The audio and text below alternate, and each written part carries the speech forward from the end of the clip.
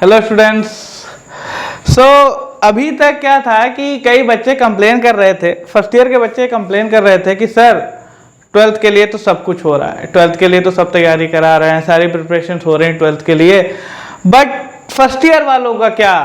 कुछ ऐसे बच्चे थे जो अभी रिसेंट में ही जिन्होंने 10th तक कॉमर्स भी नहीं लिया था, रिसेंट में ही फर्स्ट ईयर में आए हैं और अब वो चाह रहे हैं कि अपने आप को एक कॉमर्स की फील्ड में, अकाउंट की फील्ड में अच्छे से अच्छा कर सकें, बट उन्हें कोई इस वक्त प्लेटफॉर्म नहीं मिल रहा है जहां पर वो अपनी प्रिपरेशन कर सकें या अपने अकाउंट्स के बारे में, अपने सब्जेक्ट के बारे में, कॉमर्स के बारे में जान सकें। सो कई बच्चों के मैसेजेस आए, कॉल आए, तो जिसके लिए फिर हमने डिसाइड किया है कि Siddhivinayak classes will help those students. हम अभी से ISC, यूपी बोर्ड और CBSE बोर्ड सारे बच्चों के लिए एक अकाउंटिंग की स्टार्टिंग कर रहे हैं। अकाउंट जो आपका सब्जेक्ट है उसके स्टार्टिंग के फर्स्ट चैप्टर से हम आपको एक्सप्लेनिंग शुरू करेंगे और फिर धीरे धीरे हम प्रैक्टिकल प्रॉब्लम्स लाइक जो भी आपके अकाउंटिंग ट्रीटमेंट होते हैं, जनरल लेजर, ट्रायल बैलेंस और भी जो भी चैप्टर्स हैं उनके बारे में भी डिस्कस करेंगे। So today's video is the basic video, is the starting video of the chapter number 1 of the name of the chapter is basic accounting terms. This chapter is also very important for those students who are preparing for their government examination and accounting से related अगर उनके कोई questions आते हैं या accounting से related भी अगर कुछ उनके सिलेबस में है तो इस चैप्टर से रिलेटेड काफ़ी कुछ ऐसे क्वेश्चंस हैं जो पूछे जा सकते हैं। तो चलिए बेसिकली शुरू करते हैं। तो शुरू करने से पहले जो बच्चे अभी भी रिसेंट फर्स्ट ईयर में कॉमर्स साइड जिन्होंने लिया है, जिनका अभी तक कॉमर्स बैकग्राउंड भी नहीं था, उनके लिए हम एक छोटा सा एक आपको कुछ ऐसी चीज़ें बता देते हैं जिसकी वजह से आपको थोड़ा सा इजी हो जाएगा अकाउंट समझना। तो पहली चीज़ तो बेसिकली अकाउंटिंग की ज़रूरत क्यों पड़ी। आज से कई सालों पहले आप मान लेते, चलिए अभी की बात करते हैं, अभी की बात करते हैं कि आप एक किसी आपसे हमने पूछा कि यार एक भैया बताओ कि पिछले साल आज के दिन, पिछले साल सपोज हमने कहा कि 15 जून के दिन या 16 जून के दिन आपने कितने रुपए खर्च किए थे। Can you tell me? No you can't. अगर हम एक सिंपल इंडिविजुअल होकर अपने साल भर पुराने खर्चे नहीं बता सकते तो जो कोई बड़ी सी फर्म होती है, ऑर्गेनाइजेशन होती है, वो अपने साल भर के खर्चों को, अपने इनकम को कैसे मैनेज कर सकती है विदाउट प्रॉपर रिकॉर्ड्स। तो उन प्रॉपर रिकॉर्ड्स को अगर हम जो रखते हैं उन्हें कहते हैं बुक कीपिंग और फिर उससे जो हम अकाउंटिंग ट्रीटमेंट करते हैं तब हमारे पास ये इकट्ठा होता है कि अकाउंट। ठीक है, तो the chapter name is basic accounting term. तो बेसिक अकाउंटिंग टर्म्स क्या होते हैं सबसे पहले देख लेते हैं। There are certain accounting terms which are daily use in business world. Business world में ये जो कुछ अकाउंटिंग टर्म्स हैं जिनको डेली यूज किया जाता है, क्या है ये? Before recording the transaction in the books it is essential to understand these term. भैया सिंपल सी चीज है कि इन टर्म्स को समझना पहले बहुत जरूरी है। क्या है? The terms are called accounting terminology. इन्हें हम लोग अकाउंटिंग टर्मिनोलॉजी भी कहते हैं। ठीक है, तो सबसे पहला अकाउंटिंग टर्म क्या है हमारा? First accounting term is business transaction. भाई साहब बिजनेस ट्रांजैक्शन क्या होता है? It is an economic activity at the business या of the business that changes its financial position. किसी भी बिजनेस की कोई ऐसी इकोनॉमिक एक्टिविटी जो उसकी फाइनेंशियल पोजीशन को चेंज करे, that will be called business transaction. अब इकोनॉमिक एक्टिविटी क्या होती है? ठीक है, तो there are two types of activities, economic और non economic. Economic activities are those activities जिनके पीछे या जिनके सपोर्ट में मनी इन्वॉल्व होती है। ठीक है, आप सपोज मार्केट गए, मार्केट से आपने किसी रेस्टोरेंट गए, रेस्टोरेंट में आपने खाना ऑर्डर किया, खाना खा लिया, तो क्या होगा? आप वहां पर उसको पैसे पे करेंगे। ठीक है, तो that's an economic activity. Non economic activity क्या होती है? जिसके बिहाइंड पे, जिसके पीछे पैसा इन्वॉल्व नहीं होता, जिसके पीछे पैसा इन्वॉल्व नहीं होता, एक छोटा सा आप कह सकते हैं कि इमोशंस होते हैं, अटैचमेंट्स होते हैं, लव होता है, अफेक्शन होता है।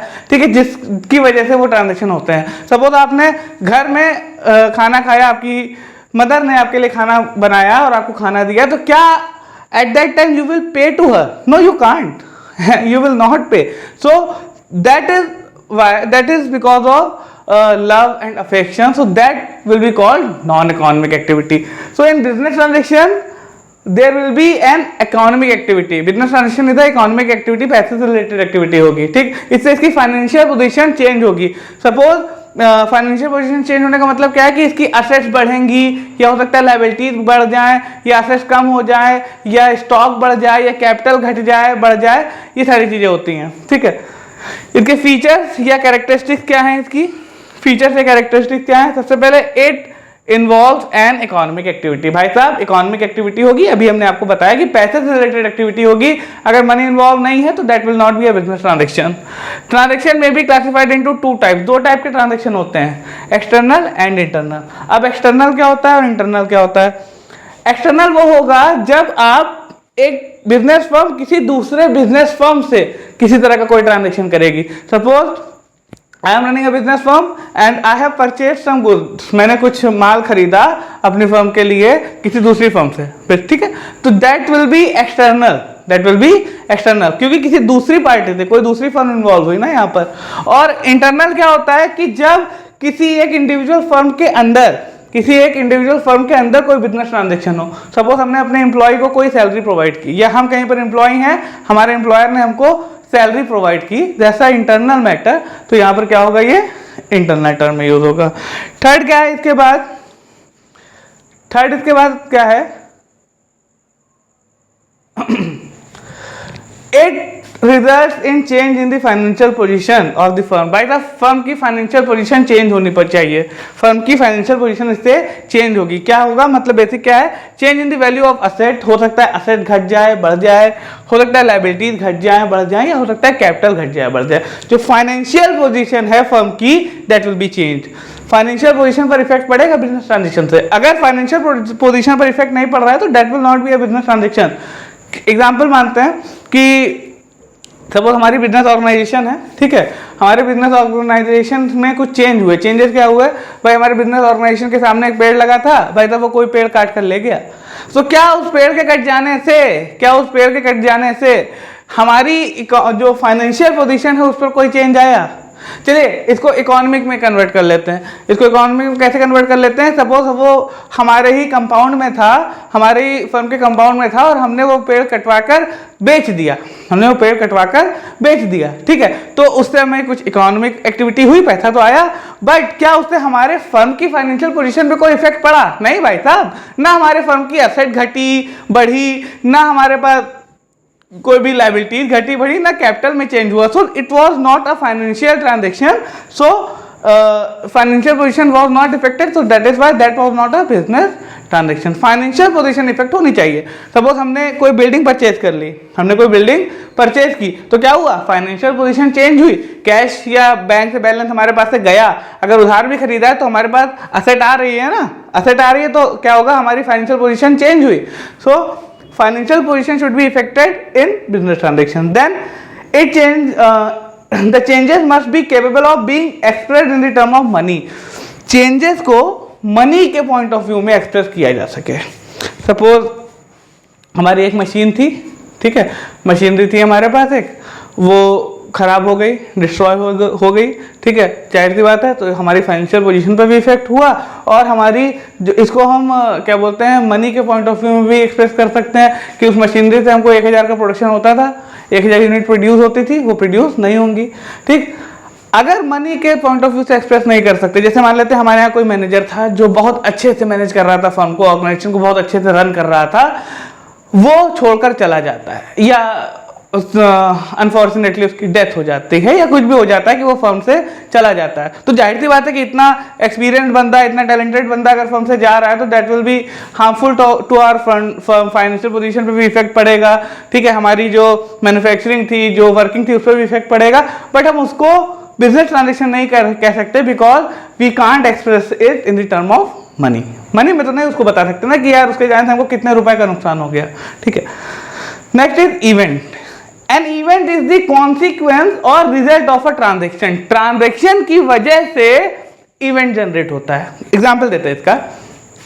सपोज हमने एक मिस्टर एक्स थे, मिस्टर एक्स ने 5 लाख रुपए की कैपिटल लगाई, बिजनेस स्टार्ट किया, ठीक है, फिर उन्होंने उसमें से 4 लाख का कुछ माल खरीद लिया, 4 लाख रुपए का माल खरीद लिया, गुड्स खरीद लिए, फिर उस 4 लाख में से गुड्स, 4 लाख के गुड्स में से सपोज 75% या 3/4 गुड्स इन्होंने बेच दिया 3,50,000 से 3,80,000 में, 20,000 इन्होंने एक्सपेंस कर दिया, ठीक है। तो ये सारी चीजें थी, ये जो अभी तक इन्होंने किया कि गुड्स परचेज किया, हाँ, और कैपिटल लगाई, so that all will be transaction. But उसकी वजह से देखो इनके में चेंजेस क्या आ रहे हैं, क्या क्या कॉन्सिक्वेंस हो रहे हैं। कॉन्सिक्वेंस क्या हुआ, पैसे इन्होंने 5 लाख का माल खरीदा, सॉरी 4 लाख का माल खरीदा।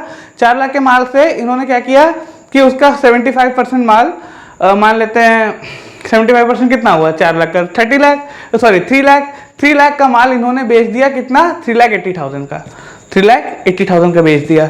इनका माल कितने का था 3 लाख का, लेकिन हमने बताया कि 20,000 का इन्होंने खर्चा भी किया। 3 लाख का माल था, 20,000 खर्चा किया, हो गया 3,20,000। बेचा कितना 3,80,000 का, डिफरेंस कितना हुआ 60,000। 60,000 is the profit, 60,000 is his profit. So ये है इवेंट, ट्रांजेक्शन के थ्रू इनको देखो प्रॉफिट जनरेट हुआ ना, तो that is event. Transaction are recorded, event को रिकॉर्ड नहीं करते, इवेंट ट्रांजेक्शन के थ्रू निकलते हैं, रिकॉर्ड नहीं करते, निकलते हैं, तब उसको रिकॉर्डिंग होती है उसकी। वाउचर्स क्या होते हैं, देखो वाउचर सुनने में तो काफी सिंपल टर्म है, वाउचर बहुत टेक्निकल है। टेक्निकल क्या है वाउचर, कि अ voucher is a document which provides the authorization to pay and on the basis of which the business transactions are first of all recorded in the books of account। भाई साहब transaction क्या होते हैं, transaction बहुत ही basic सा term है, एक ऐसा डॉक्यूमेंट है बिजनेस का जो ऑथराइजेशन प्रोवाइड करता है ऑफ पेमेंट, जिसकी वजह से मतलब एक सपोज क्या है कि बिजनेस में कोई भी खर्चा होना है, तो खर्चा करता कौन है, मालिक खुद आकर थोड़ी, अगर कोई बड़ी सी ऑर्गेनाइजेशन है तो जो उसका मालिक होगा, जो एमडी होगा, वो खुद आकर थोड़ी चेक साइन करेगा, ये जेब से पैसे ले लो, ये लो जाओ सामने काम, नहीं। तो ये जो काम करेगा ये करेगा अकाउंटेंट, या जो फाइनेंस का काम देखता है वो करेगा। किसी को सैलरी देनी है तो फाइनेंस वाला बंदा देगा, मालिक थोड़ी आकर भाई सबको सैलरी बांटेगा, ठीक है। बट एक ऑथराइजेशन तो होनी चाहिए ना यार, वो कैसे अपने मन से थोड़ी सैलरी बांट देगा। एक अकाउंटेंट है, वो खुद एक एम्प्लॉय है, तो वो अपने मन से सैलरी थोड़ी बांटेगा, तो एक ऑथराइजेशन होता है। तो वाउचर्स में क्या होता है कि रिसिप्ट टाइप की होती है, मंथली लिखा होता है कि pay this amount to this person for this reason, उस पर एक ऑथराइज्ड बंदा साइन करेगा, उस पर एक ऑथराइज्ड बंदा साइन करेगा, और उसी वाउचर को देखकर कोई भी पेमेंट किया जाएगा, कोई भी पेमेंट मेक होगा। First of all record in the books of account, मतलब कोई भी बिजनेस ट्रांजैक्शन होगा वो वाउचर को देख के ही बुक्स ऑफ अकाउंट में नोट किया जाएगा। हमें कोई भी कुछ भी करना, असेट खरीदनी है, कोई मशीन खरीदनी है 10 लाख की, तो 10 लाख का पहले वाउचर जनरेट होगा, अकाउंटेंट बनाएगा। ये वाउचर बनाता कौन है, वाउचर अकाउंटेंट। वाउचर अकाउंटेंट बनाएगा, फिर उसको किसी ऑथराइज्ड पर्सन को देगा, और वो ऑथराइज्ड पर्सन उसको साइन करेगा, अप्रूवल होगी, उसके बाद ही उस वाउचर के थ्रू पैसा निकल सकता है। Then trade receivables, it refers to the amount receivable on account of sales of good. देखो बिजनेस में क्या होता है कि जब हम बिजनेस करते हैं तो क्या होता है कि हम चीज़ों को खरीदते हैं, बेचते हैं, ठीक है। तो अगर हम किसी चीज़ों को, गुड्स या सर्विसेज को बेच रहे हैं, तो जाहिर सी बात हमको इनकम जनरेट होगी। बिजनेस में इनकम दो तरह से जनरेट होती है, इधर इन कैश और इन क्रेडिट। क्रेडिट पर अधिकतर वर्क जो है डिपेंड करता है। तो क्या होता है कि जब हम क्रेडिट पर माल बेचते हैं तो हमारे ट्रेड रिसीवेबल्स हमको मिलते हैं, कैश नहीं मिलता है, ट्रेड रिसीवेबल्स मिलते हैं। कैसे, service rendered by the company in the normal course of business. भैया नॉर्मल कोर्स ऑफ बिजनेस में जब कंपनी किसी भी अपने गुड्स और सर्विसेज को सेल करती है तो क्या होता है, डेटर्स होते हैं, बिल रिसीवेबल्स होते हैं। Debtors means that person which will पे यू। ट्रेड रिसीवेबल्स मीन्स वो चीजें जहां से आपको पैसा मिलना है, बेसिकली आपको यहां से पैसा मिलना है, तो इसमें आता है debtors. Debtors are those person which will pay to you, which will pay to you, जिन्होंने आपसे उधार माल खरीदा है एंड एक सर्टेन टाइम में वो आपको पैसा वापस कर देंगे। बिल रिसीवेबल, कुछ डेटर्स ऐसे होते हैं जो at the point of sales और at the point of transaction एक बिल साइन कर देते हैं। बिल्स ऑफ एक्सचेंज होता है ये भी आगे चैप्टर आएगा, उस पर डीपली डिस्कस करेंगे। बिल ऑफ एक्सचेंज बेसिकली एक तरह से आप कह सकते हो कि एक प्रूफ होता है जिसमें मेंशन होता है कि इतने इतने अमाउंट का, इतने इतने का, इतने इतने दिन बाद हम आपको पेमेंट कर देंगे, ठीक है। तो ये हो गए ट्रेड रिसीवेबल्स। ट्रेड पेबल्स, भाई आपने भी तो कहीं से उधार खरीदा होगा, हो सकता है आपने भी कहीं से उधार खरीदा हो, तो आपने जहां से उधार खरीदा है, ठीक है, आपको उनको पे करना है, तो that will be called trades payable. तो it is the amount payable on account of goods purchase and service taken in the normal course of business by the company. Example इसका क्या है, क्रेडिटर्स। डेटर्स का opposite क्या है, creditors. Debtors आपको पैसा देंगे एंड क्रेडिटर्स आपसे पैसा लेंगे, ठीक है। बिल्स पेबल, बिल रिसीवेबल क्या है, किसी और ने आपको लिख कर दे दिया था, मतलब आपने लिखा, किसी और ने साइन करके एक्सेप्ट कर लिया कि हाँ भैया हम आपको पैसा देंगे। बिल्स पेबल में क्या है, किसी और ने आपके ऊपर लिखा कि भैया आप हमसे उधार खरीद रहे हैं, 3 महीने बाद पैसा देंगे, आपने उस पर एक्सेप्ट करके उसको वापस कर दिया, तो that will be bills payable.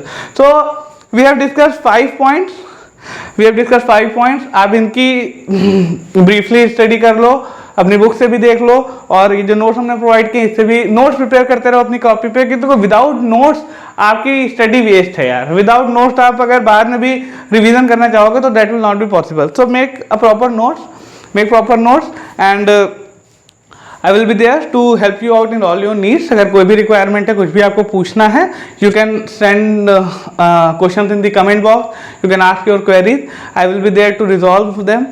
सो तब तक के लिए अभी की क्लास और करते हैं। In next video we will discuss the another terms. 3-4 video में चैप्टर हम एक्सप्लेन कर देंगे, then we will move to new sessions, new classes. Okay, so just a simple request, just a humble request to you all, if you haven't subscribed my channel till now Siddhivinayak classes, you please go and press the subscribe button, also press the bell icon, and account से related, commerce से related कोई भी doubt है, कोई भी query है, I will be there to help you out in all your needs. Either you are in 11th, 12th, BCom, BBA, MCom, MBA, I will be there. Even if you are preparing for any type of competitive exams where accounts, commerce based questions are there, I will be there to help you out. But please subscribe, please support, and इसको please prepare करो, note prepare करो, then we will discuss the things in another class. Till then, bye bye students.